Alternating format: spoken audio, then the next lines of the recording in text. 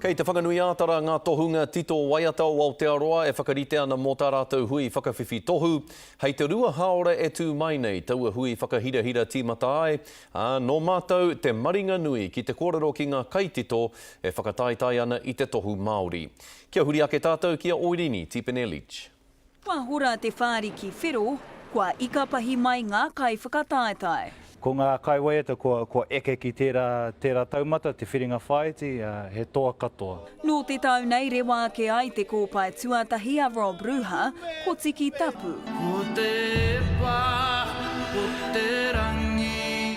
Ko ia hoki te ingoa o tana waiata nāna hoki i tā, kua eke ki te pai whakamutunga mo te tohu mai oha.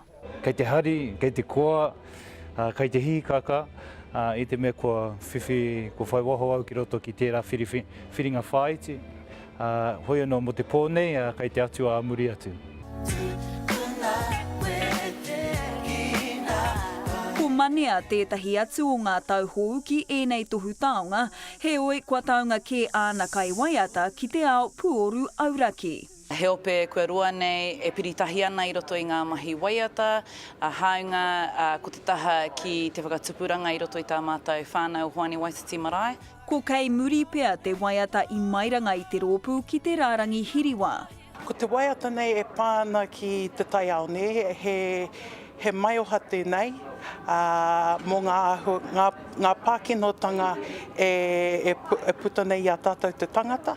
Kua te kautau te wāhanga Māori o ngā tohu e ora ana, ko ngā hiwi Apanui, Whirimako Black, Awanui Rira, ētahi o ngā tua kua puta te ihu, te reo anō hoki. We want to see another, #1 commercial pop hit all over our radio in Te Reo, and that's been our ambition from the beginning of the Maya Heart Award. Engari ko te hiriwā te whai a te pōnei mā ēnei kai whakataitai, hei hoa haere mā o rātou taonga waiata Māori, tērā I kapua ke I ngā marama kua huri. Oirini Tipene Leach, Te Karere.